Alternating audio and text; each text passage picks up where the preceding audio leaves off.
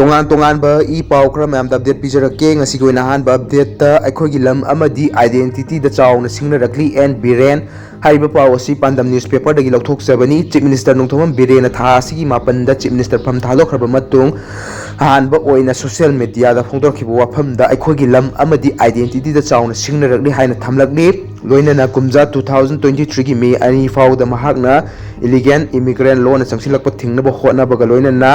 ꯊꯤꯗꯣꯛꯄꯒꯤ ꯊꯕꯛ ꯆꯠꯊꯗꯨꯅ ꯂꯥꯛꯈꯤ ꯍꯥꯏꯔꯛꯂꯤ꯫ Ex chief minister Nongthombam ꯕꯤꯔꯦꯟꯅ ꯍꯥꯏ ꯀꯨꯝꯖꯥ 2022ꯗ ꯁꯥꯁꯤꯟꯅꯕ ꯏꯟꯗꯤꯌꯥꯒꯤ ꯑꯙꯥꯔ ꯀꯥꯔꯗ ꯄꯥꯏꯔꯝꯕ ꯃ꯭ꯌꯥꯟꯃꯥꯔ ꯅꯦꯁꯅꯦꯜ ꯑꯃ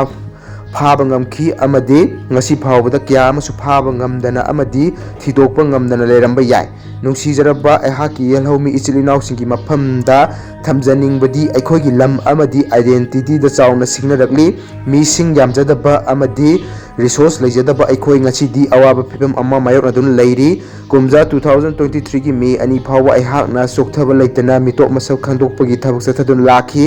ꯑꯗꯨꯕꯨ ꯀꯨꯝꯖꯥ 2023ꯒꯤ ꯃꯦ 3ꯗꯒꯤ ꯁ꯭ꯇꯦꯠ ꯃꯦꯁꯤꯅꯔꯤꯅ ꯑꯆꯧꯕ ꯁ꯭ꯇ꯭ꯔꯒꯜ ꯑꯃ ꯃꯥꯌꯣꯛꯅꯗꯨꯅ ꯂꯥꯛꯂꯤ꯫ ꯃ꯭ꯌꯥꯟꯃꯥꯔꯒ ꯀꯤꯂꯣꯃꯤꯇꯔ 369 ꯉꯝꯈꯩ ꯁꯔꯨꯛ ꯄꯨꯜꯂꯤꯕ ꯑꯁꯤꯗ ꯉꯥꯛꯄꯤ ꯁꯦꯟꯕꯤꯅꯕ ꯂꯩꯇꯅ ꯂꯥꯛꯈꯤꯕ ꯑꯃꯗꯤ ꯐ꯭ꯔꯤ ꯃꯨꯚꯃꯦꯟꯠ ꯔꯤꯖꯝ (FMR) ꯆꯠꯅꯗꯨꯅ ꯂꯥꯛꯄꯅ ꯃꯅꯤꯄꯨꯔꯒꯤ ꯗꯦꯃꯣꯒ꯭ꯔꯥꯐꯤꯛ ꯕꯦꯂꯦꯟꯁꯇ ꯆꯥꯎꯅ ꯑꯀꯥꯏꯕ ꯄꯤꯔꯛꯈꯤ꯫ ꯑꯁꯤꯒꯨꯝꯕ ꯊꯥꯖꯗꯕ ꯊꯧꯑꯣꯡ ꯑꯁꯤ ꯑꯩꯈꯣꯏꯒꯤ ꯃꯤꯃꯥꯡꯃꯛꯇꯗ ꯊꯣꯛꯂꯛꯈꯤꯕꯅꯤ꯫ ꯀꯨꯝꯖꯥ 2017ꯗ ꯕꯤ.ꯖꯦ.ꯄꯤꯒꯤ ꯂꯩꯉꯥꯛ ꯍꯦꯛ ꯂꯥꯛꯄꯗꯒꯤ ꯃꯁꯤꯒꯤ ꯁꯤꯡꯅꯕ ꯑꯁꯤ ꯑꯁꯨꯛꯀꯤ ꯃꯇꯤꯛ ꯍꯦꯟꯒꯠꯂꯛꯈꯤ ꯑꯃꯗꯤ ꯀꯨꯝꯖꯥ 2023ꯒꯤ ꯃꯦ 3ꯗꯒꯤꯗꯤ ꯐꯤꯚꯝ ꯑꯁꯤ ꯍꯦꯟꯅ ꯂꯨꯁꯤꯜꯂꯛꯈꯤ ꯍꯥꯏꯅꯁꯨ ꯃꯍꯥꯛꯅ ꯐꯣꯡꯗꯣꯛꯈꯤ꯫ ꯃꯅꯤꯄꯨꯔ ꯑꯁꯤ ꯃꯤꯁꯤꯡ ꯌꯥꯝꯖꯗꯕ, ꯔꯤꯁꯣꯔꯁ ꯂꯩꯇꯕ ꯑꯄꯤꯛꯄ ꯁ꯭ꯇꯦꯠ ꯑꯃꯅꯤ ꯍꯥꯏꯅ ꯄꯜꯂꯗꯨꯅ ꯃꯍꯥꯛꯅ ꯍꯥꯏ ꯂꯩꯕꯥꯛ ꯑꯁꯤꯒꯤ ꯈ꯭ꯋꯥꯏꯗꯒꯤ ꯋꯥꯡꯃꯕ ꯗꯤꯁꯤꯖꯟ ꯃꯦꯀꯤꯡ ꯕꯣꯗꯤ ꯑꯃ ꯑꯣꯏꯔꯤꯕ ꯄꯥꯔꯂꯤꯌꯥꯃꯦꯟꯠꯇ ꯁ꯭ꯇꯦꯠ ꯑꯁꯤꯒꯤ ꯁꯨꯞꯅꯇꯒꯤ ꯃꯤꯍꯨꯠ 3 ꯈꯛꯇꯃꯛ ꯂꯩꯔꯤ꯫ ꯑꯗꯨꯕꯨ ꯑꯩꯈꯣꯏꯅ ꯁꯤꯡꯅꯕ ꯄꯨꯝꯅꯃꯛ ꯃꯥꯌꯣꯛꯅꯗꯨꯅ ꯂꯥꯛꯂꯤ꯫ ꯏꯂꯤꯒꯦꯟ ꯏꯃꯤꯒ꯭ꯔꯦꯟꯠꯁꯤꯡ ꯆꯪꯁꯤꯜꯂꯛꯄ ꯂꯦꯞꯇꯕ ꯑꯁꯤꯅ ꯑꯩꯈꯣꯏꯒꯤ ꯈꯨꯟꯅꯥꯏ ꯑꯁꯤꯗ ꯁꯤꯡꯅꯕꯁꯨ ꯍꯦꯜꯂꯛꯂꯤ꯫ ꯆꯪꯁꯤꯜꯂꯛꯂꯤꯕ ꯃꯤꯇꯣꯞꯁꯤꯡ ꯑꯩꯈꯣꯏꯅ ꯃꯁꯛ ꯈꯪꯗꯣꯛꯄ ꯉꯝꯂꯤꯕ ꯑꯁꯤꯗꯤ ꯁꯨꯞꯅꯇꯒꯤ ꯈꯔ ꯈꯛꯇꯅꯤ꯫ ꯈꯪꯗꯣꯛꯄ ꯉꯝꯗꯅ ꯉꯁꯤꯁꯨ ꯀꯌꯥ ꯑꯃ ꯂꯩꯔꯤꯕꯅꯤ꯫ ꯃꯔꯝ ꯑꯁꯤꯅ ꯃꯔꯤ ꯂꯩꯅꯕ ꯑꯣꯊꯣꯔꯤꯇꯤꯁꯤꯡꯅ ꯃꯤꯇꯣꯞ ꯆꯪꯁꯤꯜꯂꯛꯄ ꯊꯤꯡꯅꯕ ꯑꯃꯗꯤ ꯃꯤꯇꯣꯞ ꯈꯪꯗꯣꯛꯄꯒꯤ ꯑꯀꯟꯕ ꯊꯕꯛ ꯇꯧꯕꯤꯅꯕꯁꯨ ꯃꯍꯥꯛꯅ ꯃꯤꯠꯌꯦꯡ ꯆꯪꯁꯤꯜꯂꯛꯂꯤ꯫ ꯑꯩꯍꯥꯛꯀꯤ ꯑꯣꯏꯅꯗꯤ ꯃꯤꯇꯣꯞ ꯆꯪꯁꯤꯜꯂꯛꯄ ꯊꯤꯡꯅꯕ ꯑꯃꯗꯤ ꯃꯤꯇꯣꯞ ꯈꯪꯗꯣꯛꯇꯨꯅ ꯃꯔꯝꯗ ꯍꯟꯍꯟꯈꯤꯕꯅ ꯑꯩꯍꯥꯛꯀꯤ ꯑꯉꯝꯕ ꯊꯥꯛꯇ ꯑꯗꯨꯃꯛ ꯍꯣꯠꯅꯈꯤꯒꯅꯤ꯫ ꯁꯤꯡꯅꯔꯛꯂꯤꯕ ꯑꯁꯤ ꯑꯩꯈꯣꯏ ꯈꯛꯇꯒꯤ ꯅꯠꯇꯦ, ꯃꯁꯤꯅ ꯃꯈꯥ ꯇꯥꯅ ꯑꯩꯈꯣꯏꯒꯤ ꯉꯝꯈꯩꯒꯤ ꯋꯥꯡꯃꯗꯁꯨ ꯂꯥꯜꯂꯛꯀꯅꯤ ꯍꯥꯏꯅꯁꯨ ꯐꯣꯡꯗꯣꯔꯛꯂꯤ꯫ ꯑꯇꯣꯞꯄ ꯄꯥꯎ ꯑꯃꯗ ꯃꯅꯤꯄꯨꯔꯒꯤ ꯇꯦꯔꯤꯇꯣꯔꯤꯌꯦꯜ ꯏꯟꯇꯤꯒ꯭ꯔꯤꯇꯤꯗ ꯀꯝꯄ꯭ꯔꯣꯃꯥꯏꯖ ꯇꯧꯔꯣꯏ, ꯃꯤꯇꯣꯞ ꯆꯪꯍꯟꯗꯅꯕ ꯊꯕꯛ ꯂꯧꯈꯠꯂꯤ ꯁꯃꯤꯠ ꯕꯔꯇ꯭ꯔꯥ꯫ ꯃꯅꯤꯄꯨꯔꯗ ꯄ꯭ꯔꯁꯤꯗꯦꯟꯠ ꯔꯨꯜ ꯊꯝꯗꯨꯅ 12ꯁꯨꯕ ꯃꯅꯤꯄꯨꯔ ꯂꯦꯖꯤꯁꯂꯦꯇꯤꯚ ꯑꯦꯁꯦꯝꯕ꯭ꯂꯤ ꯑꯦꯅꯤꯃꯦꯁꯟꯗ ꯊꯝꯈ꯭ꯔꯕ ꯃꯇꯨꯡ ꯕꯤ.ꯖꯦ.ꯄꯤ ꯃꯅꯤꯄꯨꯔ ꯏꯟꯆꯥꯔꯖ ꯑꯣꯏꯔꯤꯕ ꯗꯥꯛꯇꯔ ꯁꯃꯤꯠ ꯕꯔꯇ꯭ꯔꯥꯅ ꯃꯅꯤꯄꯨꯔꯒꯤ ꯇꯦꯔꯤꯇꯣꯔꯤꯌꯦꯜ ꯏꯟꯇꯤꯒ꯭ꯔꯤꯇꯤꯗ ꯃꯑꯣꯡ ꯑꯃꯠꯇꯗ ꯀꯝꯄ꯭ꯔꯣꯃꯥꯏꯖ ꯇꯧꯔꯣꯏ ꯍꯥꯏꯅ ꯊꯥꯖꯕ ꯄꯤꯈ꯭ꯔꯦ꯫ ꯃꯅꯤꯄꯨꯔꯗ ꯄ꯭ꯔꯁꯤꯗꯦꯟꯠ ꯔꯨꯜ ꯊꯝꯈ꯭ꯔꯕ ꯃꯇꯨꯡ ꯉꯁꯤ ꯕꯤ.ꯖꯦ.ꯄꯤꯒꯤ ꯑꯦꯝ.ꯄꯤ ꯗꯥꯛꯇꯔ ꯁꯃꯤꯠ ꯕꯔꯇ꯭ꯔꯥꯅ ꯁ꯭ꯇꯦꯠ ꯑꯁꯤꯒꯤ ꯇꯦꯔꯤꯇꯣꯔꯤꯌꯦꯜ ꯀꯥꯏꯍꯟꯗꯅ ꯊꯝꯕꯒ ꯂꯣꯏꯅꯅ ꯃꯍꯥꯛꯀꯤ ꯄꯥꯔꯇꯤ ꯑꯁꯤꯅ ꯃꯅꯤꯄꯨꯔꯗ ꯃꯍꯧꯁꯥꯒꯤ ꯄꯨꯟꯁꯤꯗ ꯁꯣꯏꯗꯅꯃꯛꯀꯤ ꯍꯟꯖꯤꯜꯂꯛꯅꯕ ꯍꯣꯠꯅꯒꯅꯤ ꯍꯥꯏꯕꯒꯤ ꯆꯞ ꯆꯥꯕ ꯊꯥꯖꯕ ꯊꯝꯈ꯭ꯔꯦ꯫ ꯕꯤ.ꯖꯦ.ꯄꯤꯒꯤ ꯅꯣꯔꯊ ꯏꯁꯠ ꯏꯟꯆꯥꯔꯖꯁꯨ ꯑꯣꯏꯔꯤꯕ ꯁꯃꯤꯠ ꯕꯔꯇ꯭ꯔꯥꯅ ꯃꯅꯤꯄꯨꯔꯒꯤ ꯃꯍꯧꯁꯥꯒꯤ ꯄꯨꯟꯁꯤꯗ ꯍꯟꯖꯤꯜꯂꯛꯅꯕ ꯕꯤ.ꯖꯦ.ꯄꯤꯅ ꯀꯠꯊꯣꯛꯄ ꯑꯃꯒ ꯂꯣꯏꯅꯅ ꯇꯧꯕ ꯌꯥꯕ ꯊꯕꯛꯁꯤꯡ ꯇꯧꯔꯤ ꯍꯥꯏꯕ ꯋꯥꯐꯝ ꯊꯝꯕꯒ ꯂꯣꯏꯅꯅ ꯄꯣꯂꯤꯇꯤꯀꯦꯜꯒꯤ ꯆꯔꯥꯡꯅꯕ ꯐꯤꯚꯝ ꯑꯃꯗꯤ ꯏꯊꯅꯤꯛ ꯇꯦꯟꯁꯟ ꯂꯩꯔꯤꯕ ꯑꯁꯤꯒꯤ ꯌꯦꯡꯂꯒ ꯏꯝꯐꯥꯜꯗ ꯁꯦꯀꯨꯔꯤꯇꯤꯒꯤ ꯑꯀꯟꯕ ꯆꯦꯛꯁꯤꯟ ꯊꯧꯔꯥꯡ ꯂꯧꯈꯠꯄꯒ ꯂꯣꯏꯅꯅ ꯏꯂꯤꯒꯦꯜ ꯑꯣꯏꯅ ꯃꯅꯤꯄꯨꯔꯗ ꯃꯤꯇꯣꯞ ꯆꯪꯁꯤꯜꯂꯛꯄ ꯊꯤꯡꯅꯕ ꯑꯀꯟꯕ ꯊꯕꯛ ꯂꯧꯈꯠꯂꯤ ꯍꯥꯏꯅꯁꯨ ꯐꯣꯡꯗꯣꯛꯈꯤ꯫ ꯅꯦꯁꯅꯦꯜ ꯁꯦꯀꯨꯔꯤꯇꯤꯒꯤ ꯃꯇꯥꯡꯗ ꯕꯤ.ꯖꯦ.ꯄꯤꯒꯤ ꯐꯤꯔꯦꯞꯀꯤ ꯃꯇꯥꯡꯗ ꯄꯜꯂꯗꯨꯅ ꯃꯍꯥꯛꯅ ꯍꯥꯏ ꯃꯅꯤꯄꯨꯔꯒꯤ ꯇꯦꯔꯤꯇꯣꯔꯤꯌꯦꯜ ꯏꯟꯇꯤꯒ꯭ꯔꯤꯇꯤꯒꯤ ꯃꯇꯥꯡꯗ ꯃꯑꯣꯡ ꯑꯃꯠꯇꯗ ꯀꯝꯄ꯭ꯔꯣꯃꯥꯏꯖ ꯇꯧꯔꯣꯏ, ꯁ꯭ꯇꯦꯠ ꯑꯁꯤꯗ ꯑꯥꯏꯟ ꯀꯥꯏꯅ ꯃꯤꯇꯣꯞ ꯑꯃꯠꯇ ꯆꯪꯍꯟꯗꯅꯕ ꯑꯉꯝꯕ ꯊꯥꯛꯇ ꯊꯕꯛ ꯂꯧꯈꯠꯀꯅꯤ꯫ ꯉꯔꯥꯡ ꯁꯒꯣꯜꯁꯦꯟ ꯅꯨꯃꯤꯠꯇ ꯂꯩꯕꯥꯛ ꯑꯁꯤꯒꯤ ꯄ꯭ꯔꯁꯤꯗꯦꯟꯠ ꯗ꯭ꯔꯧꯄꯗꯤ ꯃꯨꯔꯃꯨꯅ ꯀꯟꯁꯇꯤꯇ꯭ꯌꯨꯁꯟꯒꯤ ꯑꯥꯔꯇꯤꯀꯜ 356ꯀꯤ ꯃꯈꯥꯗ ꯃꯅꯤꯄꯨꯔꯗ ꯄ꯭ꯔꯁꯤꯗꯦꯟꯠ ꯔꯨꯜ ꯊꯝꯔꯦ ꯍꯥꯏꯕꯒꯤ ꯔꯤꯄꯣꯔꯠ ꯒꯚꯔꯅꯔꯗꯒꯤ ꯐꯪꯈꯤꯕꯅꯤ꯫ ꯃꯁꯤꯒ ꯏꯔꯣꯏꯅꯅ ꯑꯣꯊꯣꯔꯤꯇꯤꯅ ꯁ꯭ꯇꯦꯠ ꯑꯦꯁꯦꯝꯕ꯭ꯂꯤ ꯁꯁꯄꯦꯟ ꯇꯧꯗꯨꯅ ꯄꯥꯋꯔ ꯈꯨꯗꯤꯡꯃꯛ ꯄꯥꯔꯂꯤꯌꯥꯃꯦꯟꯠꯇ ꯁꯤꯟꯅꯈꯤꯕꯅꯤ꯫ ꯍꯧꯖꯤꯛꯇꯤ ꯑꯦꯗꯃꯤꯅꯤꯁꯇ꯭ꯔꯦꯁꯟꯒꯤ ꯊꯕꯛ ꯊꯧꯔꯝꯁꯤꯡ ꯒꯚꯔꯅꯔꯒꯤ ꯈꯨꯠꯊꯥꯡꯗ ꯄ꯭ꯔꯁꯤꯗꯦꯟꯠꯅ ꯍꯛꯊꯦꯡꯅꯅ ꯀꯟꯇ꯭ꯔꯣꯜ ꯇꯧꯈ꯭ꯔꯕꯅꯤ꯫ ꯌꯨꯅꯤꯌꯟ ꯍꯣꯝ ꯃꯤꯅꯤꯁꯇ꯭ꯔꯤꯒꯤ ꯃꯈꯥꯗ ꯐꯣꯡꯈꯤꯕ ꯒꯦꯖꯦꯠ ꯑꯣꯐ ꯏꯟꯗꯤꯌꯥꯗ ꯐꯣꯡꯗꯣꯛꯈꯤꯕꯒꯤ ꯃꯇꯨꯡ ꯏꯟꯅ ꯈꯨꯗꯛꯇꯒꯤ ꯃꯅꯤꯄꯨꯔ ꯒꯚꯔꯟꯃꯦꯟꯠꯀꯤ ꯑꯣꯊꯣꯔꯤꯇꯤ ꯁꯁꯄꯦꯟ ꯇꯧꯕꯒ ꯂꯣꯏꯅꯅ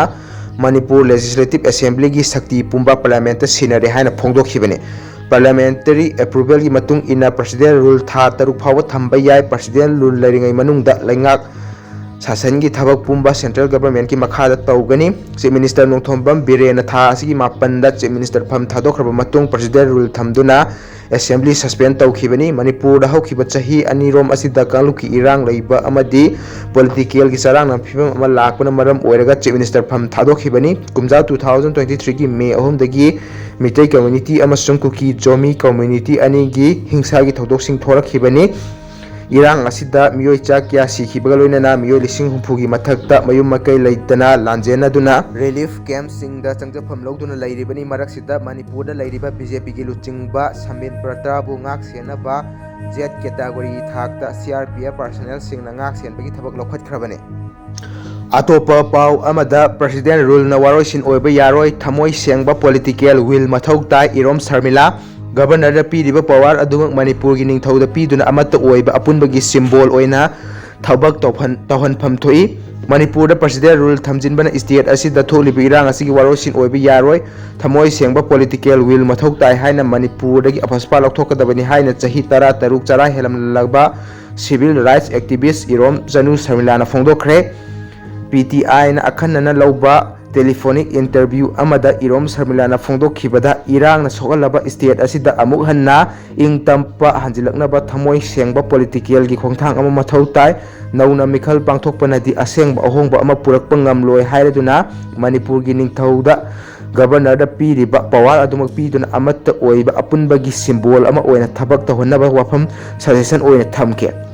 इरोम शर्मिलाना मखाता ना हाय प्रेसिडेंट रूल थंबना स्टेट असिदा थोलिबि इरांग असिगी वारोइसिन अदु नते खोंथांग असि मणिपुर की मियामना कैदौनंगदा पामदे अदुबु ngasi हौजिकति तसेंगना थोरकलबनिना सेंटर की माइकैदगी मरु ओइना मयु मकै थादोक्तुना लांजेनरकलिबा सिंग महौसागुम तंगतु लताना लहनबा खोंथांग लौखलकपा ओइसनु हौजिक स्टेट असिदा थोलिबा इरांग असिगी वारोइसिन पुरकपा ngamnaba मैतै नागा अमदि कुकी कांगलुकी मिहुत सिंग यावबा इंट्रा स्टेट मेनी असेंबली सेमनबा वफम हौदोखे अतोपा मिखल अमा पांथोकपना असेंगबा अहोंगबा अदु पुरकपा ngamloi मसिगी महुत्ता मणिपुर की निंगथौबो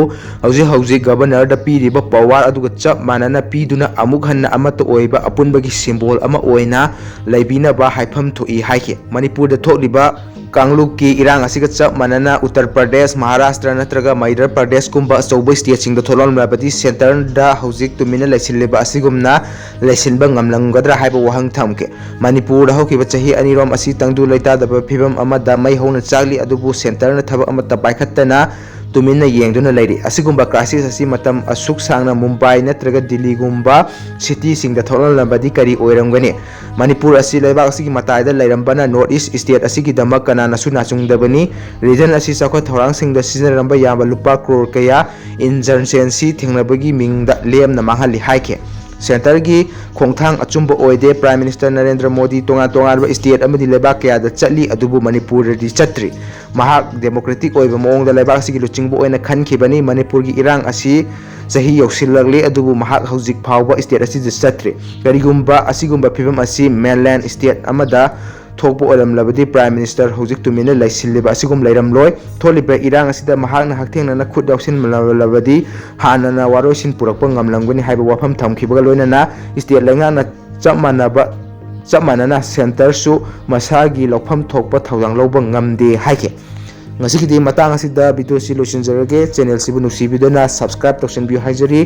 manipur da tholiba tongan thawdok wathok singi ipau update pijarake thank you